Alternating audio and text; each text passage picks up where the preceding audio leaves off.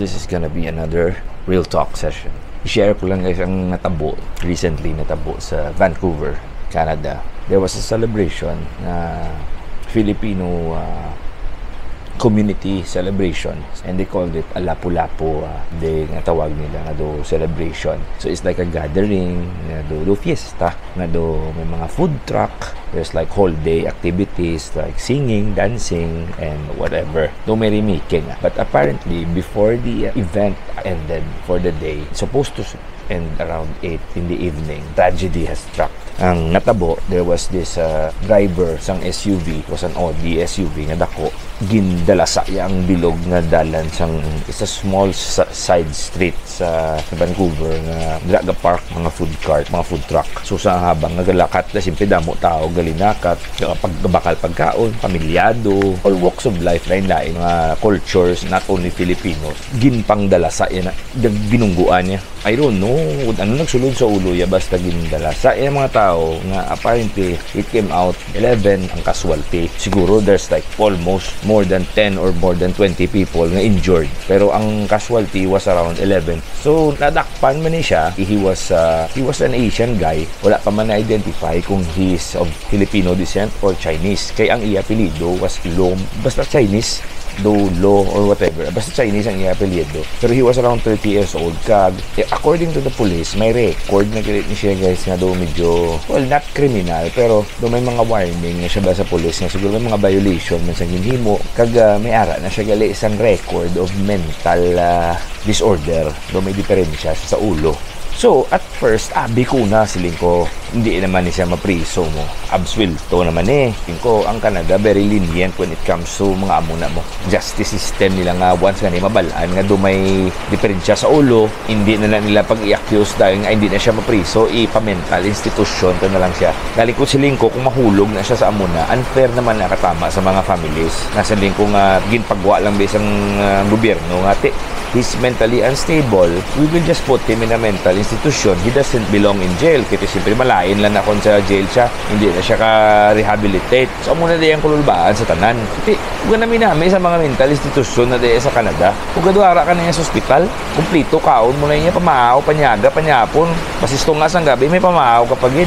Tapos may mga nurse niya matipansi mo, namin isang hiligdaan mo, komportable, i-rehab ka pa, ginatuduan ka para magkalma ang ulo mo. Wala.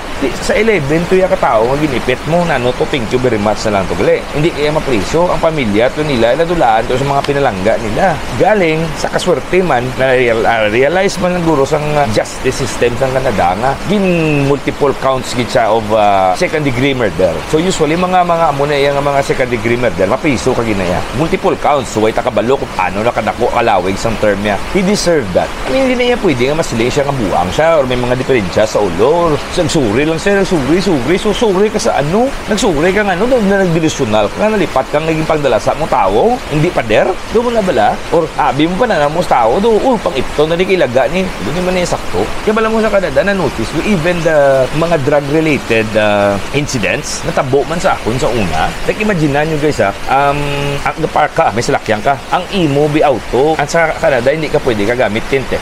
Ang auto hindi pwede tinted. Rule na yan nila. So kung may mga nabiling kada sa sulod, sa auto mo, may coins kada, may sisilyo ka, ini mga addict na nga, siyempre laban na sila homeless, kilagaw-lagaw na sila, addict mo, na pisyo, kilagaw-lagaw na sila, buko na nila yung kristal mo para kwaon na nila sinsilyo sa sulod sa salakyan mo. Kung ano pwede nila makawat baylo nila sa drugs nila, muna ang ginawi mo, ireklamo mo na siya sa pulis, mambal mo lang ng pulis nga, sige lang, okay lang na, kay ano ta na lang na, insurance, reimburse ta ng imo, bintana, hindi ka na magbayad, actually may participation nga jutay, pero okay lang na, pero ato nagbuka, hindi na yan nga siling pagkitaon pa na nila, kagdakpon, kagipiso, why na yan ginapabayaan na, actually ginaprotektahan pa na sila gani, kay ang purpose na nila, sa Canada, nga ang ini sila mga drug users, supposed to be, they are given a second chance in life, hindi na-rehabilitate sila. Actually, this is really weird. May injection site na sila yung nga dito, kaya legally, maka-safe inject ng heroin da o ano. Kaya ang reason nila, hindi sila gusto yung nga share ka mo needles. Sabi na, pinsaran nyo lang mayo, di ba la?